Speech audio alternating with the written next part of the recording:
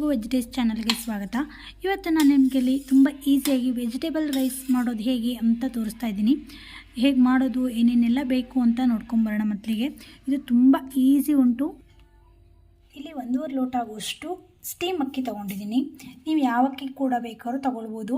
ಅಂದರೆ ಕೆಂಪಕ್ಕಿ ಒಂದು ಬರೋದಿಲ್ಲ. ಸ್ಟೀಮ್ ಅಕ್ಕಿ, ಬಾಸುಮತಿ, ಜೀರಾ ರೈಸ್, ಆ ಥರ ಯಾವ ರೈಸ್ ಬೇಕೋ ಅಕ್ಕಿ ಬೇಕಾದ್ರೂ ತೊಗೊಳ್ಳಿ. ಆಮೇಲೆ ಇಲ್ಲಿ ನಾನು ಗರಂ ಮಸಾಲೆ ಪೌಡರ್ 1 ಚಮಚ ತೊಗೊಂಡಿದ್ದೀನಿ. ಬೆಳ್ಳುಳ್ಳಿ ತುರಿದಿಟ್ಕೊಂಡಿದ್ದೀನಿ, ಶುಂಠಿನೂ ತುರಿದಿಟ್ಕೊಂಡಿದ್ದೀನಿ. ವೆಜಿಟೇಬಲ್ ನೋಡೋಣ. ಈರುಳ್ಳಿ 2 ತೊಗೊಂಡಿದ್ದೀನಿ. ಆಮೇಲೆ ಬೀನ್ಸ್ ಒಂದು 8ರಿಂದ 10 ಬೀನ್ಸ್ ತೊಗೊಂಡಿದ್ದೀನಿ. ಕ್ಯಾರೆಟ್ ಒಂದು 2 ತೊಗೊಂಡಿದ್ದೀನಿ. ಆಲೂಗಡ್ಡೆ 2 ತೊಗೊಂಡಿದ್ದೀನಿ. ಆಮೇಲೆ ಸ್ವಲ್ಪ ಕೊತ್ತಂಬರಿ ಸೊಪ್ಪು, ಪುದೀನ ಸೊಪ್ಪು ಕೂಡ ತೊಗೊಳ್ಬೋದು. ಆಮೇಲೆ ರುಚಿಗೆ ತಕ್ಕಷ್ಟು ಉಪ್ಪು. ಖಾರಕ್ಕೆ ಸೂಜಿ ಮೆಣಸಿನ ಪೌಡರ್, ಅಂದರೆ ಸಣ್ಣ ಮೆಣಸು ಬರುತ್ತಲ್ಲ, ಒಣ ಮೆಣಸು, ಅದರ ಪೌಡರು. ನೀವು ಹಸಿ ಮೆಣಸಿನ್ಕಾಯಿ ಪೇಸ್ಟ್ ಕೂಡ ತೊಗೊಳ್ಬೋದು. ಆಮೇಲೆ ರುಚಿಗೆ ತಕ್ಕಷ್ಟು ಉಪ್ಪು, ಬೆಲ್ಲ, ಆಮೇಲೆ ಒಗ್ಗರಣೆಗೆ ಆಯಿಲು. ಈಗ ಹೇಗೆ ಮಾಡೋದು ಅಂತ ನೋಡ್ಕೊಂಬರೋಣ ಬನ್ನಿ. ಈಗ ನಾನು ಒಂದು ಕುಕ್ಕರ್ ತೊಗೊಂಡಿದ್ದೀನಿ ಡೈರೆಕ್ಟ್ ಮಾಡಲಿಕ್ಕೆ. ಇದು ನಾನು ಸ್ಟೀಲ್ ಕುಕ್ಕರ್ ತೊಗೊಂಡಿದ್ದೀನಿ. ನಿಮ್ಮ ಮನೇಲಿ ಯಾವುದಿದೆಯೋ ಅದು ತೊಗೊಳ್ಳಿ, ಪರವಾಗಿಲ್ಲ.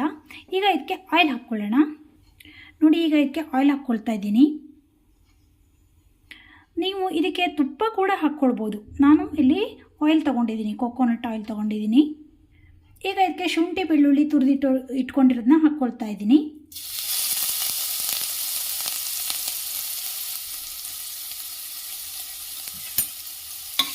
ಇದು ಚೆನ್ನಾಗಿ ಹಸಿ ವಾಸನೆ ಹೋಗೋ ತನಕ ಈ ಥರ ಫ್ರೈ ಮಾಡ್ಕೊಳ್ಬೇಕು. ತುಂಬ ಚೆನ್ನಾಗಾಗುತ್ತೆ. ಫ್ಲೇವರ್ ಕೂಡ ತುಂಬ ಟೇಸ್ಟಿಯಾಗಿ ಬರುತ್ತೆ. ಯಾವಾಗಲೂ ಶುಂಠಿ ಬೆಳ್ಳುಳ್ಳಿ ಪೇಸ್ಟ್ ಮಾಡಿ ಹಾಕ್ತೀವಲ್ವಾ, ನಾನು ಈ ಸಲ ನೋಡೋಣ ಅಂತ ಡಿಫ್ರೆಂಟಾಗಿ ಮಾಡಿದ್ದೀನಿ. ಹೇಗಾಗುತ್ತೆ ಅಂತ ಹಿಂದೂ ಒಂದು ಸಲ ಮಾಡಿದ್ದೆ, ತುಂಬ ಚೆನ್ನಾಗಾಗಿತ್ತು. ನೀವು ಬೆಳಗ್ಗೆ ಸ್ನ್ಯಾಕ್ಸ್ಗೆ ಕೂಡ ಮಾಡ್ಕೊಳ್ಬೋದು, ಟಿಫಿನ್ಗೆ, ಲಂಚ್ ಬಾಕ್ಸ್ ಕೂಡ ಮಾಡ್ಕೊಳ್ಬೋದು.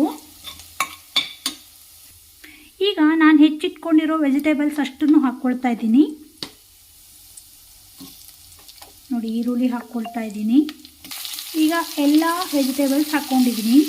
ನೀವು ನಿಮಗೆ ಬೇಕಾಗಿರೋ ವೆಜಿಟೇಬಲ್ಸ್ ತೊಗೊಳ್ಬೋದು. ನಾನಿಲ್ಲಿ ಬಟಾಣಿ ಕಾಳೆಲ್ಲ ತೊಗೊಂಡಿಲ್ಲ. ನಿಮ್ಮ ಚಾಯ್ಸು, ನಿಮಗೆ ಯಾವ್ದು ಇಷ್ಟ ಆಗುತ್ತೋ ತರಕಾರಿಗಳು ಅದನ್ನು ತೊಗೊಳ್ಬೋದು. ಈಗ ಇದನ್ನು ಚೆನ್ನಾಗಿ ಫ್ರೈ ಮಾಡಿಕೊಂಡು ಇದಕ್ಕೆ ವಾಟರ್ ಹಾಕ್ಕೊಳ್ಬೇಕು. ಅಂದರೆ ನೀವು ಅಕ್ಕಿ ಎಷ್ಟು ತೊಗೊಂಡಿರ್ತೀರಾ, ನಾನಿಲ್ಲಿ 1.5 ಲೋಟ ತೊಗೊಂಡಿದ್ದೀನಿ. 1 ಲೋಟಕ್ಕೆ 2 ಲೋಟ ನೀರು ಸಾಕಾಗುತ್ತೆ.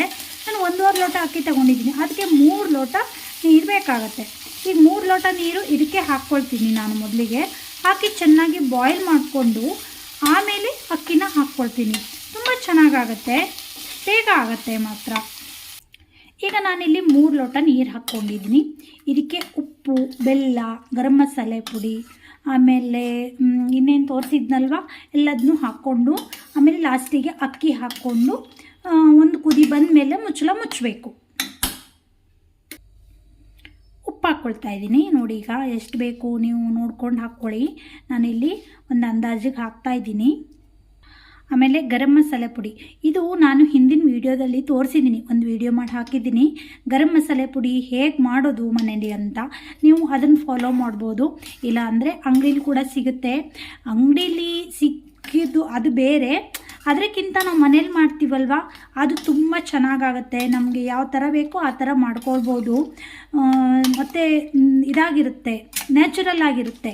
ಹಾಗಾಗಿ ನೀವು ಕೂಡ ಮನೇಲಿ ಮಾಡ್ಕೊಳ್ಳಿ, ಆದಷ್ಟು ಮನೇಲಿ ಮಾಡ್ಕೊಳ್ಳಿ. ಅಂಗಡಿಯಿಂದ ತಂದು ತಿಂದು ಹೆಲ್ತೆಲ್ಲ ಹಾಳು ಮಾಡ್ಕೊಳ್ಳೋದು ಯಾಕೆ ಅಲ್ವಾ.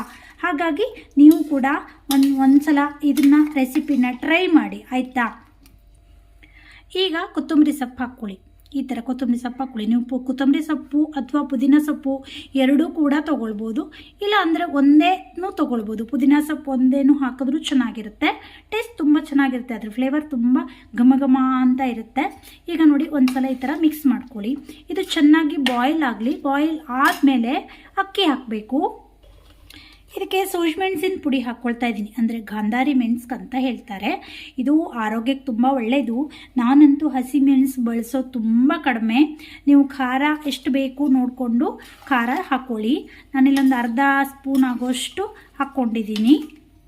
ಆಮೇಲೆ 1 ಟೇಬಲ್ ಸ್ಪೂನ್ ಆಗೋಷ್ಟು ಬೆಲ್ಲ. ತುಂಬ ಸ್ವೀಟ್ ಬೇಡ, ಸ್ವೀಟ್ ಆಗಿಬಿಡುತ್ತೆ ಅಲ್ವಾ. ಹಾಗಾಗಿ ನೀವು ಕಡಿಮೆ ಹಾಕ್ಕೊಳ್ಳಿ. ನಾನು 1 ಟೇಬಲ್ ಸ್ಪೂನ್ ಹಾಕ್ಕೊಳ್ಳಲ್ಲ, ಯಾಕೆಂದರೆ ಜಾಸ್ತಿ ಆಗಿಬಿಡುತ್ತೆ ಅಲ್ವಾ. ಹಾಗಾಗಿ ಅಷ್ಟೊಂದು ಹಾಕ್ಕೊಳ್ಳ. ನೀವು ನೋಡ್ಕೊಂಡು ಹಾಕ್ಕೊಳ್ಳಿ. ಈಗ ಇದಕ್ಕೆ ಲಿಂಬು ರಸನ ಹಾಕ್ಕೊಳ್ತಾ ಇದ್ದೀನಿ. ನಾನು ಲಿಂಬು ರಸ ಸ್ಟೋರ್ ಮಾಡಿಟ್ಕೊಂಡಿದ್ದೀನಿ, ನಿಮಗೆ ಹಿಂದಿನ ವಿಡಿಯೋದಲ್ಲಿ ತೋರಿಸಿದ್ದೀನಿ ಲಿಂಬು ರಸ ಸ್ಟೋರ್ ಮಾಡಿಟ್ಕೊಳ್ಳೋದು ಹೇಗೆ ಅಂತ, ಹಾಳಾಗ್ದೇ ಸ್ಟೋರ್ ಮಾಡಿಟ್ಕೊಳ್ಳೋದು ಹೇಗೆ ಅಂತ. ಅದನ್ನು ನಾನು ಮಾಡಿಟ್ಕೊಂಡಿದ್ದೀನಿ ಲಿಂಬು ರಸನ, ಅದನ್ನೇ ಹಾಕ್ಕೊಳ್ತಾ ಇದ್ದೀನಿ. ಇದಕ್ಕೆ ಲಿಂಬು ರಸ ತುಂಬ ಚೆನ್ನಾಗಾಗುತ್ತೆ.